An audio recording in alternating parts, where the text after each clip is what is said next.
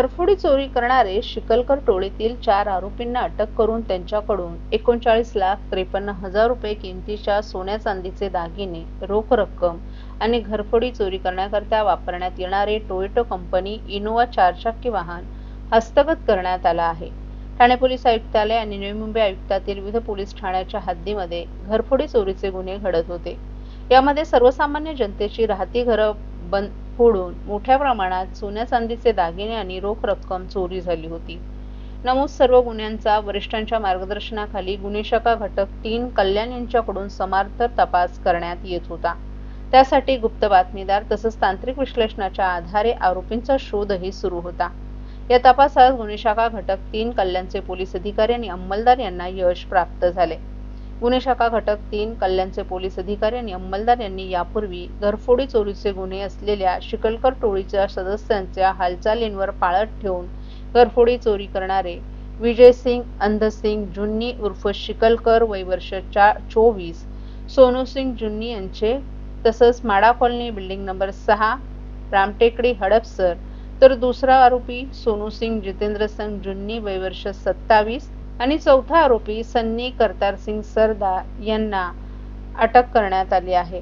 या सर्व आरोपींना रामटेकडी हडपसर पुणे यांनी ताब्यात घेऊन त्यांच्याकडे केलेल्या चौकशीत ठाणे पोलीस आयुक्तालयात, नवी मुंबई पोलीस आयुक्तालयाकडील विविध पोलीस ठाण्यात दाखल असलेले एकूण 40 घरफोडीचे गुन्हे उघडकीस आणून घरफोडीचे गुन्हे करण्याकरिता वापरण्यात आलेली एक टोयोटा कंपनीची इनोवा 4-चाकी वाहनासह त्यांच्याकडून एकूण 39,53,000 रुपये किमतीचे सोन्या चांदीचे दागिने आणि रोख रक्कम जप्त करण्यात आली आहे.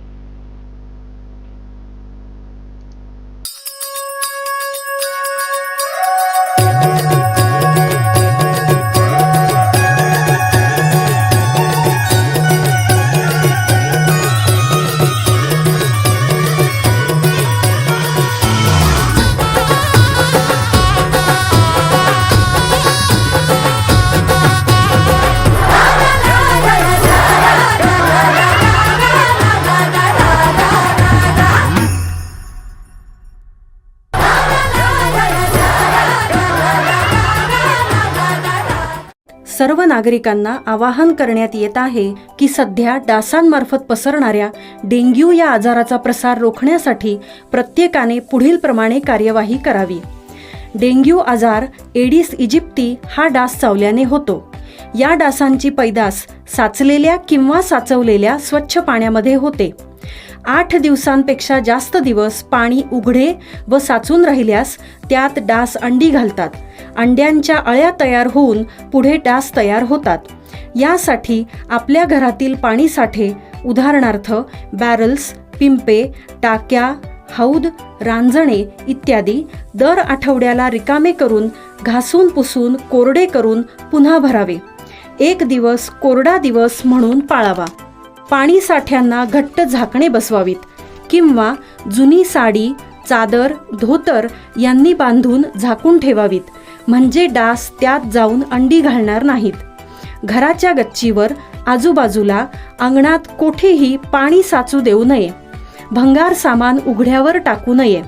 उदाहरणार्थ टायर्स, प्लास्टिक सामान, कुंड्या, टाकाऊ वस्तू इत्यादी.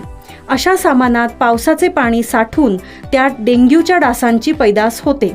घरातील कूलर्स, फ्रीजच्या पाठीमागील ट्रे हे देखील वेळोवेळी कोरडे करावेत. लक्षात ठेवा, नुसत्या फवारणीने डास घनता कमी होत नाही, तर त्यासाठी डास पैदास ठिकाणे नष्ट करणे ही आपल्या सर्वांची जबाबदारी आहे. कोणताही ताप अंगावर न काढता जवळच्या शासकीय रुग्णालयात मोफत औषधोपचार घ्या. अशा प्रकारे नागरिकांनी सहकार्य केल्यास डेंग्यूचा प्रसार रोखणे सहज शक्य आहे.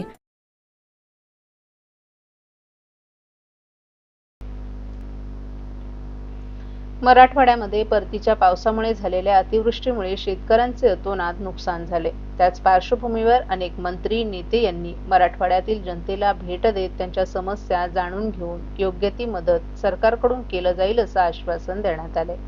दरम्यान महायुतीतील आमदार, मंत्री आणि खासदारांचा निधी आणि 1 महिन्याचा पगार पूरग्रस्तांना देण्यात येणार असल्याची माहिती मंत्री प्रताप सरनाईक यांनी दिली आहे. लाडकी बहीण किंवा इतर कुठल्याही योजना रद्द करून निधी वळवला जावा अशा संदर्भात कोणतंही धोरण राज्य सरकारनं आखलं नाही आणि तसं होणारही नाही, असं देखील सरनाईक यांनी स्पष्ट केले. राज्यात मराठवाड्यामध्ये परतीच्या पावसामुळे झालेल्या अतिवृष्टीमुळे शेतकऱ्यांचं अतोनात नुकसान झालं. त्याच पार्श्वभूमीवर अनेक मंत्री, नेते यांनी मराठवाड्यातील जनतेला भेट देत त्यांच्या समस्या जाणून घेऊन योग्य ती मदत सरकारकडून केलं जाईल असं आश्वासन दिले. दरम्यान महायुतीतील आमदार, मंत्री आणि खासदारांचे निधी आणि 1 महिन्याचा पगार पूरग्रस्तांना देण्यात येणार असल्याचं प्रताप सरनाईक यांनी सांगितलं. सगळ्या खासदारांचा आणि आमदारांचा आणि मंत्र्यांचा निधी हा 1 महिन्याचा जो पगार आहे तो ह्या पूरग्रस्तांसाठी देण्यात आलेला आहे.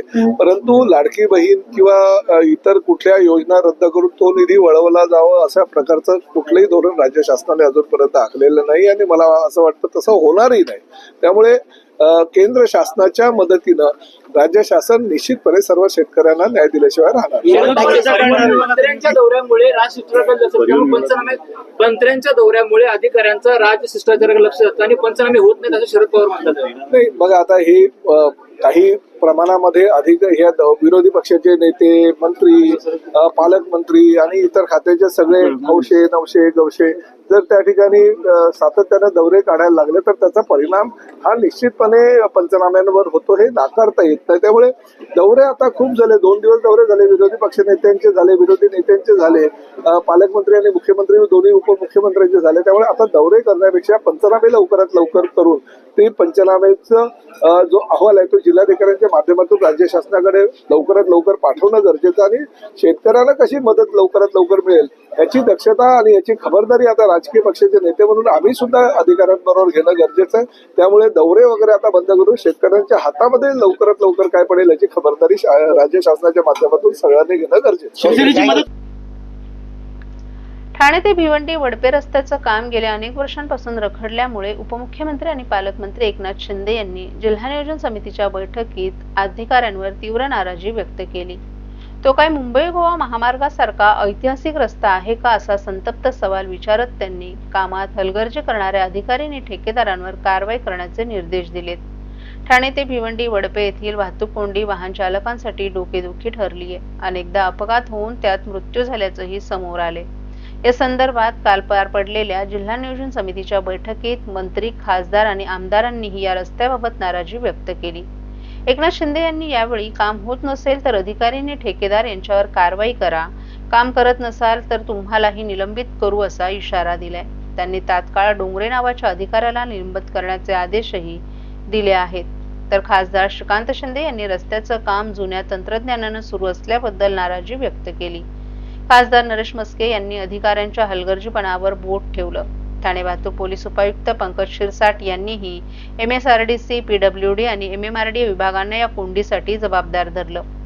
मुंबई महानगर क्षेत्र वाहतूक कोंडीमुक्त व्हावे यासाठी मुंबई महानगर क्षेत्र विकास प्राधिकरण या सल्लागार कंपनीला महत्वाची जबाबदारी दिली आहे. ही कंपनी ट्रॅफिक तज्ज्ञांसोबत घेऊन अभ्यास करणार आहे. यासाठी MMRDAनं एक AI चा वापर करून सॉफ्टवेअर तयार केलं आहे. त्यामुळे MMRDA क्षेत्रातील वाहतूक कोंडी कायमस्वरूपी दूर होईल असा विश्वास उपमुख्यमंत्री एकनाथ शिंदे यांनी व्यक्त केलाय. ठाणे जिल्हा नियोजन समितीची बैठक काल पार पडली त्यावेळी त्यांनी हा विश्वास व्यक्त केला. उपमुख्यमंत्री एकनाथ शिंदे यांनी ठाणे जिल्ह्यातील नैसर्गिक आपत्तीत नुकसान झालेल्या शेतकरी आणि नागरिकांना तातडीनं मदत देण्याचेही निर्देश दिलेत. नुकत्याच झालेल्या पावसामुळे जिल्ह्यात मोठं नुकसान झालं असून या नुकसानीचे पंचनामे तात्काळ करून मदत पोहोचवण्याचे आदेशही त्यांनी दिले आहेत. जिल्हा नियोजन समितीच्या शुक्रवारी झालेल्या बैठकीत ते बोलत होते. शासन शेतकऱ्यांना वाऱ्यावर सोडणार नाही आणि त्यांना सर्वतोपरी मदत केली जाईल असं शिंदे यांनी या बैठकीत स्पष्ट केलं. आईच्या नावाचा गोंधळ मांडीला, गोंधळाला ये आई, गोंधळाला ये आई, गोंधळाला ये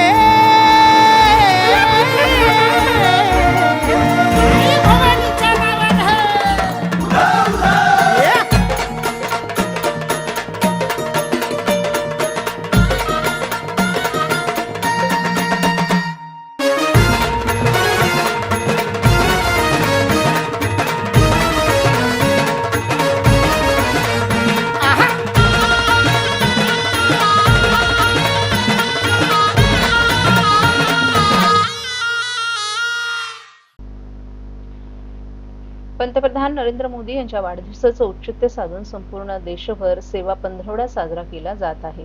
या अभियानांतर्गत आईबाबा सामाजिक संस्था आणि भारतीय जनता पार्टी यांच्या वतीने ठाणे महानगरपालिका प्रभाग क्रमांक 22 मधील 60 वर्षांपुढील 500 ज्येष्ठ नागरिकांना मोफत आधाराची काठी आणि वेदनामुक्त गरम पाण्याची पिशवी वाटप शिबिर माजी नगरसेविका नम्रता कोळी आणि आईबाबा सामाजिक संस्थेचे अध्यक्ष जयेंद्र कोळी यांच्या मार्गदर्शनाखाली शनिवारी 27 सप्टेंबर रोजी रामगणेश गडकरी रंगायतन येथे आयोजित करण्यात आलं होतं. यावेळी प्रमुख पाहुणे म्हणून आमदार संजय केळकर, भाजप प्रदेश महामंत्री माधवी नाईक, भारतीय जनता पार्टी ठाणे शहर जिल्हा अध्यक्ष संदीप लेले, माजी अध्यक्ष ज्येष्ठ नगरसेवक संजय वाघोले, माजी नगरसेविका मेघना हंडोरे, प्रतिभा मडवी, मृणाल पेंडसे, माजी नगरसेवक सुनील हंडोरे, भाजप ठाणे शहर जिल्हा सरचिटणीस समीरा भारती यांच्यासह इतर पदाधिकारी आणि कार्यकर्ते मोठ्या संख्येने उपस्थित होती. या कार्यक्रमाची सुरुवात दीप प्रज्वलनाने करण्यात आली. आयोजक माजी नगरसेविका नम्रता कोळी यांनी सर्व प्रमुख पाहुण्यांचं पुष्पगुच्छ देऊन स्वागत केलं. नम्रता कोळी आणि जयेंद्र कोळी दाम्पत्यानं अतिशय स्तुत्य उपक्रम पंतप्रधान नरेंद्र मोदी यांच्या वाढदिवसानिमित्त आयोजित केला असून कोळी दाम्पत्य हे फक्त निवडणुका आल्या म्हणून काम करत नाही, तर वर्षाचे 365 दिवस ते विविध उपक्रम राबवत असल्याचं आमदार संजय केळकर यांनी सांगितलं. गरजू विद्यार्थ्यांना वह्या, पुस्तकं वाटप, विभागातील नागरिकांना पावसाळ्यात छत्री वाटप, आरोग्य शिबिरं भरवणं अशा अनेक कार्यक्रमांमधून नागरिकांची ते सेवा करतात. नागरी सुविधांबरोबरच विभागातील नागरिकांना सामाजिक कामातून कोळी दाम्पत्य करत असलेली मदत वाखाणण्याजोग्य असल्याचंही केळकर यांनी सांगितलं. पंतप्रधान नरेंद्र मोदी यांच्या वाढदिवसानिमित्त देशभरात सेवा पंधरवड्या अंतर्गत विविध 15 कार्यक्रम देण्यात आले आहेत. यामध्ये सेवा आणि पर्यावरण याचाही समावेश आहे. ज्येष्ठ नागरिकांना या वयात आधाराची गरज असते. कोळी दाम्पत्यांना आज दिलेली आधाराची काठी खरंच त्यांची आधार बनणार आहे. आज गडकरी रंगायतमध्ये ज्येष्ठ नागरिकांची उपस्थिती पाहून कोळी दाम्पत्याप्रती असलेलं प्रेम आणि स्नेह दिसून येत असल्याचं भाजप प्रदेश महामंत्री माधवी नाईक यांनी सांगितलं. अतिशय शिस्तबद्धरित्या रीतसर नोंदणी करून आजचा कार्यक्रम आयोजित करण्यात आला होता. आधाराची काठी आणि वेदनामुक्त गरम पाण्याची पिशवी सोबतच औषधांचं कुपनही देण्यात आलं. कोळी दाम्पत्याने आज ज्येष्ठ नागरिकांसाठी या कार्यक्रमाचं आयोजन करून उपक्रमाचं उद्दिष्ट साध्य केल्याचं संदीप लेले यांनी सांगितलं. तर आम्ही विभागात वर्षभर विविध उपक्रम राबवत असतो. गेल्या 15 दिवसांपासून या कार्यक्रमाची तयारी सुरू होती. आजच्या कार्यक्रमाला ज्येष्ठ पुरुष आणि महिलांचा चांगला प्रतिसाद मिळाला. त्यांनी दिलेले आशीर्वादच आमच्या कार्याची पोचपावती असल्याचं यावेळी नम्रता कोळी यांनी सांगितलं.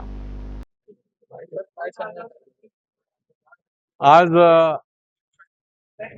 नम्रता कोळी, जयेंद्र कोळी आणि भारतीय जनता पार्टीची आमची संबंध या भागातली टीम यांच्या पुढाकाराने अतिशय स्तुत्य असा उपक्रम ते सुद्धा गडकरी रंगायतनमध्ये घेण्यात आलाय. ज्येष्ठ मंडळींना काठी वाटप आणि इलेक्ट्रिक बॅग, हिटिंग बॅग जी आहे ती देखील अनेक ज्येष्ठ मंडळींना लागते. अशा जवळजवळ 1000 ज्येष्ठ नागरिकांना या ठिकाणी याचं वाटप करण्यात आलंय. मला वाटतं की महागिरीपासून ते संबंध हा प्रभाग जो आहे, प्रभाग क्रमांक 22 या ठिकाणी वह्या वाटप असेल, पुस्तकांचं वाटप असेल, निरनिराळ्या आवश्यक वस्तूंचं, छत्र्यांचं वाटप असेल, काठी वाटप असेल, आरोग्य शिबिर असेल. आणि हेच खरं काम आहे की अनेक प्रकारे लोकांना ज्या गरजा आहेत त्या पूर्ण करण्याकरता आणि गोरगरीब विद्यार्थ्यांकरता हे सगळं आपण दिलं पाहिजे. आणि त्याच्यामुळे हा उपक्रम अतिशय स्तुत्य आहे. आदरणीय नरेंद्र मोदीजींच्या वाढदिवसानिमित्त हा 17 सप्टेंबरपासून जो सुरू झालेला उपक्रम आहे तो या निमित्ताने पण हा कार्यक्रम त्यांनी आयोजित केला आहे. मी निश्चितपणे त्यांचं पण अभिनंदन करीन, त्यांना शुभेच्छा देईन. आणि काही मंडळी काही वेळेला काय असतं की निवडणुका आल्या की कामाला लागतात, पण ही मंडळी जी आहे, नम्रता असेल, जयेंद्र असेल, आता आमचं हे संजय वाघोले पण या ठिकाणी ज्येष्ठ नगरसेवक आहेत, ही 365 दिवस निरनिराळ्या उपक्रमाच्या माध्यमातून लोकांना पर्यंत पोचवण्याचा प्रयत्न करतात. आणि ते ठाणेकर जाणून आहेत, त्याच्यामुळे ते ठाणेकर त्यांच्यावर निश्चितपणे कायमस्वरूपी विश्वास टाकतील.